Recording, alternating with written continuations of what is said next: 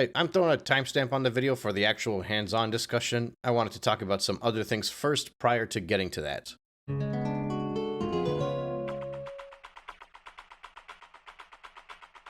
So last night, if you didn't catch it, I posted an impromptu 5-minute video outside of Best Buy. Based off of what I've saw and what I'm hearing from a lot of people all throughout the world, it seems. Depending on location, of course, this varies from place to place, but it seems like there is plenty of Switch 2 stock available, or at the very least, it was pretty easy to snag one last night at midnight if you walked into a nearby location. I do wonder if that's going to continue on to today. I might actually call some nearby stores to figure it out in a few hours once things start to open up. But at the very least, on first glance, based off of my experience from last night and what I'm seeing from a lot of people around the interwebs, there are one or two positive takeaways to reflect on from this whole situation. Either A, the Switch 2 is having a really slow start to its console life, which would be positive because then Nintendo might be a little bit nicer, maybe, I don't know. Or B, Nintendo has done what's pretty much been near impossible over the past, 7 years. They've managed to successfully combat scalpers. Now, in fairness, they were very upfront about their intentions. They were going to have a lot of units available and they were going to be in a lot of stores. Last night when I made that 5-minute video outside of Best Buy, I kind of alluded to it a little bit, but I think most people saw past that and just saw the hate. Which I understand. I know what videos I've posted for the past 2 months. I get it. But part of my excitement last night was also just the idea that people were able to camp out outside of a store to pick up a console. It just seems like that's so absurd, and it hasn't happened in a very long time. Not to the extent of which I saw it happen. Not since prior to the Black Friday 2008 days where things just really started to get intense with campouts. So I'm gonna give Nintendo the benefit of the doubt for a second. Let's assume that they actually did successfully pull this off. Let's assume that they actually had millions and millions of extra consoles available and they reserved them strictly for stores, and they've just found a way to make sure that people are able to grab a Switch 2 by allocating the correct amount into the stores and finding ways to combat bots and scalpers over the internet. I know some other launches have happened over the past 5 years that have implemented some of these measures, like requiring your account to be active and available for, X amount of time to make sure that you're able to reserve it and you're not just somebody who made an account to buy something. Whatever the case is, this, I would say, on paper, is a much more customer-friendly launch. Like, the Switch 1 was not this available. I don't even know if the Wii U was this available. Then maybe that's the secret. Maybe if you just jack up the prices really high, that's how you combat scalpers. Most people are like, that's not worth it, I'm not gonna buy this. And now all of a sudden, everybody can get their hands on a Switch 2 because the people that want it actually really want it. That was partially sarcastic. I actually don't think jacking up the prices is the solution here. Now, I'm looking at that from a very optimistic lens. From a Nintendo fan standpoint, at least, I think that's how Nintendo fans feel right now. They're like, yeah, Nintendo combated scalpers and they had plenty available. I think it's a very cup half full approach to this. And it's possible, but it just doesn't seem right. That would be an amazing achievement on Nintendo's end if that's actually how they pull off this launch. What seems more realistic is the opposite, is that there actually isn't as much demand for the Switch 2 as anybody anticipated. Well, anybody outside of myself and my viewers and a few other channels that were doing this. And obviously it's for a plethora of reasons. I don't need to get into all of that. I don't think this is the time for it. But I will say, if you've been keeping up with this channel and you remember our discussions around the time when the pre-orders first went live, I specifically said at that time that one of the most surprising things for me for that midnight launch was how easy it was for almost everybody that wanted a Switch 2 to be able to pre-order their Switch 2. I realize there are some exceptions, but based off of so many different online circles, and I have a lot of personal real-life friends, and obviously that's just arbitrary experience, but everybody I know that jumped online was able to get one, some of them got more than one, pre-ordered within the first hour. And these are people that don't know how to click and how to scalp and don't know what the tricks and the details are. They're just regular dudes that were refreshing. Some of them didn't even have their credit card information prepared, and they were still able to reserve their Switch 2 with the online pre-orders. That's very rare, at least in my experience in the past few console launches, particularly the 2020 console launches. Now again, that could be a website thing. All of these companies might have learned how to do it, where they give somebody a few minutes to make sure they make their purchase on the website without crashing out and kicking them out. That could be just the growth of technology being able to allow people to buy these things But again, I think that's a very optimistic angle. Like, if I'm a Nintendo fan, that's what I'm thinking. But if I'm being a realist and I'm going based off of just recent experiences over the past half decade or so, these are like the blatant signs that we're going to look back on in a few years if the Switch 2 is not a success and say, yeah, I remember when it launched, it was very easy to pre-order one. I remember when it launched, the stores had Switch 2s available. It just feels like if this isn't a sign of a weak launch, it's a sign that Nintendo is doing something amazing, that all of the different stores and outlets that are putting out these consoles are doing something amazing. They're just changing the way that we buy stuff, particularly all this stuff that's generated hype through bots and scalpers and whatnot. And maybe that's the innovation. Maybe that's what Doug Bowser and Furukawa have figured out. They didn't make the Switch too innovative. They made it so that it's easy to buy a console. I don't know. Whatever the case may be, at the time of recording, we are less than 10 hours from launch, so this is very early talk. But it is a very interesting observation as somebody that's been a Nintendo fan his whole life and observed all of these console launches. Even if I wasn't always buying on day one, I usually kept an eye on things. Which I think is funny because a lot of people are like, why are you making so many Switch 2 videos if you don't like Switch 2? And why do you care if the console's launching? Blah, blah, blah. I'm like, dude, like, my channel is called Nintendine. I am a Nintendo YouTuber. Every Nintendo YouTuber has been posting multiple Switch 2 videos over the past at least week or two, if not month. It just so happens that I have a very different opinion of Nintendo than those people do at the moment. Either way, so I'm still posting Switch 2 stuff. Last night at Best Buy was really fun because I got there. There were a lot of friends that I grew up with that were there. Some people that I actually camped out with for a Black Friday. I can't remember which one. It was just kind of like good vibes, good memories of our late high school years, early college years. If I didn't have work this morning, I probably would have stayed out much later than I should have. But, you know, adults, responsibilities, all that boring stuff. But on the plus side, I have friends that have Switch 2s now, and those friends are completely allowing me to use that Switch 2 for my YouTube channel whenever I want. I'm not going to take advantage of it, like I'm not going to sit there and grab their Switch 2 and come here and make a giant in-depth review of a game. At least I don't think I plan on doing that anytime soon because I don't know if that's the kind of content that I want to make right now. But I will say that I got to spend a roughly 45 minutes, maybe it was even close to an hour, messing around with the Switch 2 last night. Played a little bit of Mario Kart split screen, got my hands on the Joy-Cons, got to just kind of move around the interface a little bit on the Switch 2. And there were some interesting feelings that I didn't expect to get when I was holding it that I thought would be worth kind of conveying to some of you guys. Okay, so first things first, when you get a hold of the Switch 2 and you start moving around the menus and you start fumbling around and just clicking on random things, taking the Joy-Con off and snapping it back on, just feeling how that console feels while holding it in your hands, if you're a Nintendo fan, there is going to be a major wow factor. And I specifically say that if you're a Nintendo fan, especially if you're somebody that didn't get a Switch OLED, because the upgrade from the Switch to the Switch 2, just in like the way it feels and the way everything's more snappy and just how slick everything looks, even in the menu. Like, yeah, I made a jokingly video about how everything is the exact same as the Switch 1. And in a lot of ways it is, but it's just, you know, that's a console that was released in 2017 and this is one in 2025. So there are a lot of quality of life improvements you would expect in that home menu, in the way that the console feels. It's like, oh, I didn't realize how bad my Switch 1 was until I held the Switch 2 in my hands. And that screen is just larger, it's a higher resolution, 120 hertz as you're flipping around there. Like, I held it in my hands and I got that, you know, Nintendo fan feeling where it's like, oh wow, like this is like something else. But that sense of excitement actually wears out pretty quickly. You know that feeling when you have the same phone for a few years and then you upgrade and buy a new one and then you download it and it's the exact same OS and all of your files and everything transferred over, so you don't really have to think much about it? For the first like 2 or 3 minutes, you're like, wow, this is like way better than my old phone. And then like immediately after that, you're just kind of like, okay, this is back to normal. All of my apps are in the exact same spot. All of my settings are the same. That sense of excitement quickly wears out because it feels like more of the same. That was kind of how I felt. At least when it comes to the actual software, the way that the OS moved around. You know, everything looks updated because the corners of all of the apps are rounded now. It just feels smoother. And the actual hardware itself kind of feels the same way. Once again, if your previous console was the Nintendo Switch 1, and you're coming in to grab a Nintendo Switch 2, I think the way it feels in your hand is going to feel like it's much more improved. Like, it's got that polish that only a Nintendo fan would appreciate. And I say that because Nintendo fans have a very different type of tolerance for premium than most people that buy more expensive quality stuff do.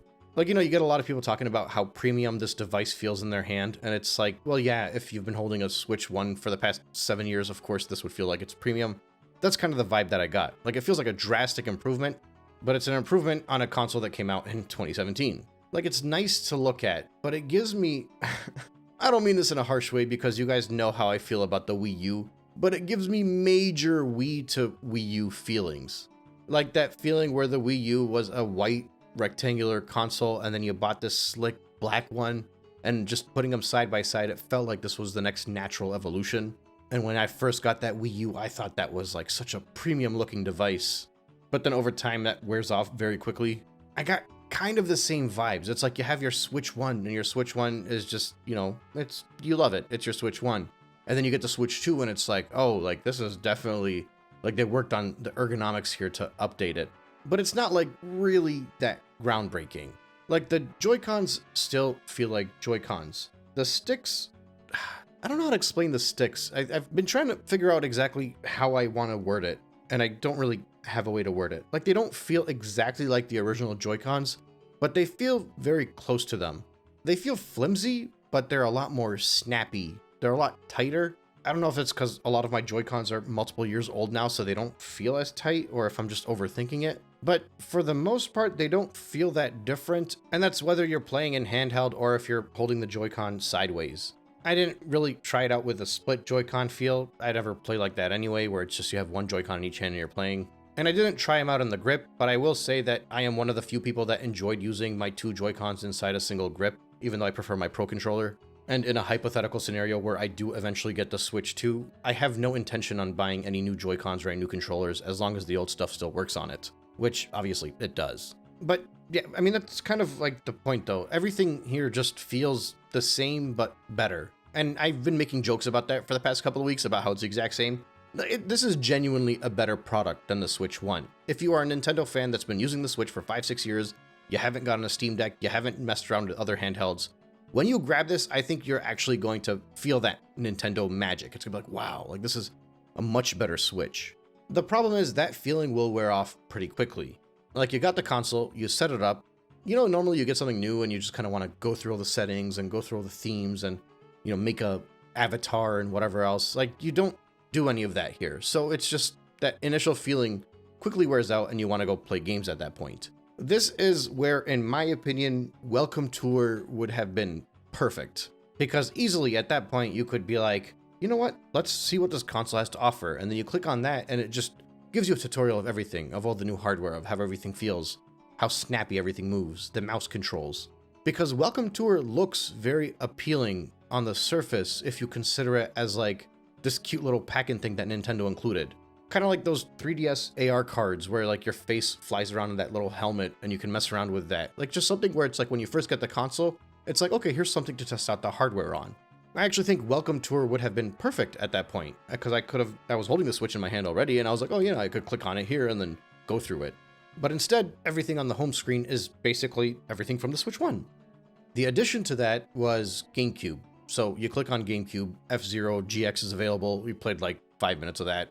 It feels, I mean, it's F-Zero. It's good. It's GameCube. These games are fun. Like, it's not anything that's going to be groundbreaking if you're somebody that already has a means of playing these games. But if you're somebody that doesn't have a means of playing these games and you already have the expansion pass, this is going to be nice, especially if you play online with your friends and family. Outside of that, you got Mario Kart World. Now, for the most part, this is what I spent most of my time on. We played multiplayer, and I got to roam around a little bit with some of the single-player stuff. But, we did a Grand Prix or two and just got the feel for it.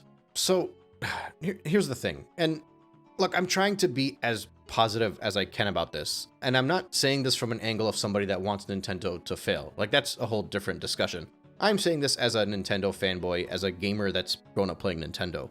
Mario Kart World feels good. When I'm playing it, it feels very fun. It looks much better than the previous Mario Kart that I've been playing for the past 11 years. There are, like those slight improvements here or there in the controls, and it just feels like an improvement of what came before, and it feels like the next step up in the series, in all of the great ways. And obviously, this will vary from person to person, but after you play it for 7 minutes, 8 minutes, at that point, you're just like, yeah, this just feels like more Mario Kart, which is not a bad thing. Don't get me wrong. Like, Mario Kart is as popular as it is for a reason. And if I had bought a Switch 2 last night, I wouldn't even be making this video. I'd be playing it so I can 100% it. But there's nothing about it that feels revolutionary.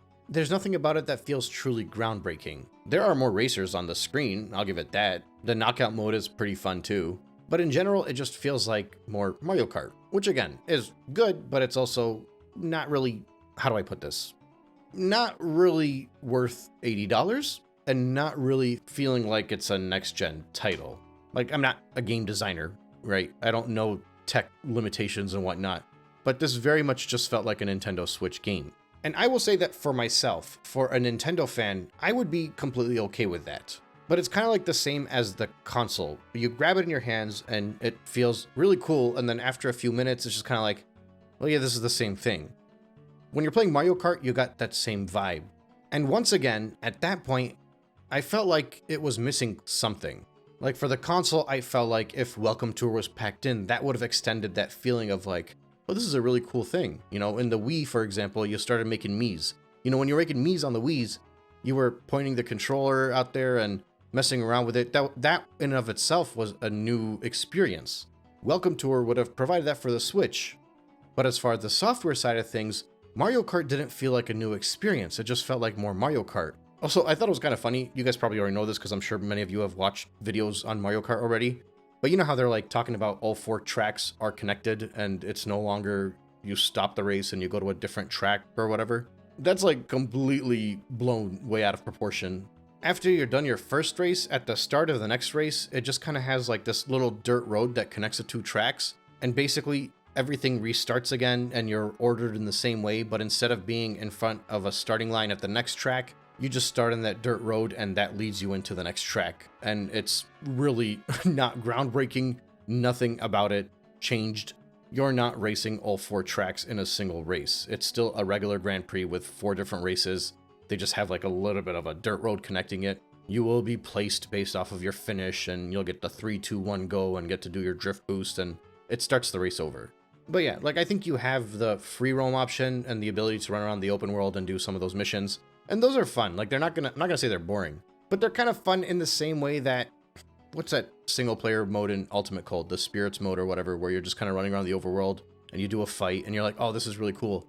But at the end of the day, once you're done going through that mode, it's all about the multiplayer. And I think it's the same thing with Mario Kart World. It's the same with like all of these multiplayer focused Mario titles, right? This is just a little bit more in depth, obviously, because it's Mario Kart and it's the system seller that they're banking on. You buy Mario Tennis Aces, they got that single player mode and you do that for a few hours and then you just play tennis for the rest of the time that you own the game. You buy Mario Party, you go through the entire single player mode and then you just play multiplayer for the rest of the time. It feels the same as that. And again, this is not necessarily a bad thing. If you're a Nintendo fan, I think you're getting exactly what you want. You're getting a better Switch and you're getting a better Mario Kart. But after playing Mario Kart for 20 or 30 minutes and you got this new console and you want to test it out on something that just wows you, this is where, in my opinion, I think Nintendo really needed one of their main IP launch titles. In my opinion, it would have had to be a 3D Mario. A Zelda could have worked as well, but I don't think it would have been realistic to assume we'd get another Zelda game so quickly after Tears of the Kingdom. But even if it wasn't a 3D Mario, let's say it's the games that we know that are coming. Donkey Kong, for example, if they had made that a launch title, you'd play Mario Kart for a bit and then you would just go sink endless amount of hours into that game. And probably even more than that, Metroid Prime 4, because it's got the mouse controls or whatever. So you could have grabbed that game and played something that was truly unique to the Switch 2. Well, I guess in Metroid Prime 4's case, it's not because it's also on the Switch 1. But you could have grabbed it with the mouse controls, with the 120 frames per second, the HDR support, and all that stuff. And I think that would have been a showcase. Once you get your Switch, you play this game that just wows you. It's the same thing with Breath of the Wild. When you grabbed it, it wowed you. Mario Kart, for as popular as it is not a game that wows you. And I'm not saying that as a bad thing. I don't think it's actually meant to wow you. But I don't know, it just feels like the console doesn't have that game to like really blow you away. Not yet, at least.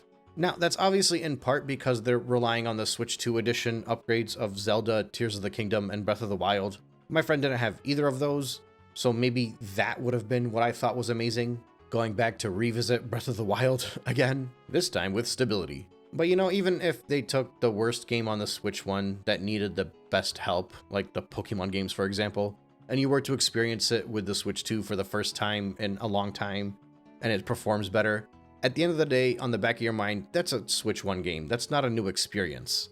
So it's like, yeah, thank you for making these older games run better at a higher resolution, but like, where's that main game? Where's that main IP?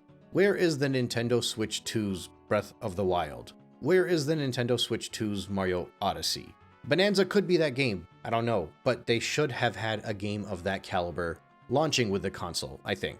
Like I mentioned to my friends in a group chat, that this is the kind of console that only a Nintendo fan could love. It's the kind of console that a Nintendo fan who enjoys everything Nintendo, enjoyed the Switch, just wanted something to be a little bit better, and this is like state of the art now, and it's updated, and it feels as good as a PS4 Pro, and maybe even reaching the levels of the Xbox Series S, and will die on that hill. But then if you were to put this in the hands of somebody that was a Steam Deck owner, a PlayStation 5 owner, you know, anybody that buys more than just Nintendo, if they were to hold this thing and start playing with it, I can very easily see somebody looking down at it and be like, this is not worth $450. Like, there's nothing about it that feels like this is a premium device that can live up to the quality of all of the consoles around them. Like, it still very much feels like a Nintendo console. The problem is when you get a Nintendo console, their price matches how cheap it feels. Not that this thing feels cheap, but it doesn't feel like it's like a $500 console with Mario Kart. It feels like, you know, $350, $400-ish. Mario Kart doesn't feel like an $80 title. It feels like a $50 title, which is what you would get if you bought the bundle. But I mean, I'm all physical, and a lot of other people are also all physical, so that doesn't really count for them. People should not be punished for wanting to have a physical copy of a game. But still, like, they think the MSRP of Mario Kart is worth $80, regardless of how much it's bundled with the console. And I just don't see that. Like, at the end of the day, this console has all of the underwhelming charm that a Nintendo fan can and will appreciate, but it's just not at that price point, which obviously has been the big talking point for the past 2 months. Is it worth it for Nintendo fans? Potentially. Like, you're getting the same Switch experience. Do you need to upgrade? Is it worth that money for you? Pay it. But I don't think it is. Not yet, at least. Maybe if like some phenomenal game ends up launching and it's like 10 out of 10s across the board from users, not from review outlets, because they're all going to give these games 10s. And it's like you get a game that you cannot wait on. At that point, maybe it'll be a lot easier to jump into. But my initial impressions are that this does not feel like it's worth the upgrade. Not yet. And definitely not at this price point. Anyway, I'm drawing a lot of conclusions for somebody that only really got their hands on this thing for less than an hour. But that's the thing. In less than an hour, I was able to experience everything the Switch 2 had to offer. Or at least get a pretty good idea of how it feels from like a preview perspective, an initial reaction perspective, a hands-on perspective. I doubt I'll do an in-depth review on this thing. I don't think I'm the type of person to do an in-depth review. And honestly, even though my friend is willing to let me use this thing if I want to use it for my channel, I'm not really the kind of person to take somebody's $500 device and borrow it and make a video on it. Like, I don't know. I don't feel comfortable with that kind of stuff. I'd feel comfortable playing with it for a bit, but not like bringing it home and hooking it up to my capture card and getting a camera out and everything. Either way, those are my initial thoughts. Honestly, even my reaction to it didn't really surprise me. Like, I felt like going into grabbing the Switch 2, this is exactly how I was gonna feel after trying it out. It really is just a stronger Switch 2 at the end of the day. And genuinely, if the console was not priced what it was, if the games, specifically if they weren't saying Mario Kart 8 is an $80 title, that's obviously the bigger deal for most people. Well, you know, all of the nickel and diming, all of the price gouging, the lack of price drops for the old stuff, the subscription requirement if you want to play the Zelda games with the Switch 2 edition, the fact that Welcome Tour was not included in there. It's like that whole thing. If that all wasn't there, this legitimately, I think, would be the console that everybody wanted. Obviously not everybody. Some people would want something that's more innovative and groundbreaking. And don't get me wrong, I'm one of those people, but I think I would have been very happy with this console. I would have been very happy to upgrade to the Switch 2. And I think a lot of my listeners have expressed that as well. They were ready to just upgrade. They've had their Switch and they decided it was time to go for it. And many of them now have opted to get a Steam Deck instead or buy a PlayStation 5 instead. And it's not because of the Switch itself, it's because of Nintendo. It's because of their behavior, of their anti-customer practices, specifically of their price gouging. Like, honestly, even the game key card stuff, I could have ignored that because I just never would have purchased any game key cards. The console bans and terms of service stuff and forced arbitration, that one actually might have put me on edge, but I think with the price cheaper, I probably would have been like, yeah, it's fine, I'll just buy it, whatever. You know, it's like these things become more aware to you because you're like, who do they think they are charging these prices for something that's not worth that much? So then you really start digging deep into it. But that's kind of my point. I genuinely think this would have flown off the shelves. I think everybody would have upgraded if Nintendo just like left everything alone and didn't just find more and more ways to make themselves look terrible over the past 2 months. As it stands at the moment, I don't want to count my chickens before the eggs hatch, but I am starting to wonder if this is even going to do as well as I had initially predicted it would do. Because I was saying it was going to have a really good first year and it was going to have a really good launch, and now I'm kind of like 50-50. I guess we'll have to wait a few days to really figure it out if this was just Nintendo having extra stock available like they promised, or if it's a lack of demand. I'm guessing a lot of people now too, if they find out that these are available in stores, are going to flood to the stores to buy it. But who knows? There's a lot of unknowns here. We'll see. But yeah, rest assured, I will have more videos about this because there will be a lot of Nintendo news going around and reviews will be coming out and my thoughts on other people's reviews will be coming out. And I imagine I'll be pumping out a lot of content about this stuff going out. So unless you genuinely enjoy my stuff, I would recommend actually muting my channel because I might be getting 2 or 3 or maybe even 4 videos out per day as I learn new stuff and as I have more stuff that I'd like to talk about. And I just don't want to be that annoying guy that's pumping out too much content if you don't actually enjoy it. If you enjoy it, by all means, watch. But, you know, mute me or something if you're not a fan of this. Then I'm talking about the people that actually like my content, that just don't want too much of it. As far as the people that keep watching my stuff, even though they hate everything that I say and they don't like it, you guys keep doing what you're doing. I don't know what to tell you anymore. There was a chance to unsubscribe, a chance to mute my channel for months now, and you haven't done it. So I don't know, it's up to you. Either way, I'm sure I will be back with more content this evening. Thanks for listening, and I will catch you guys on the next one.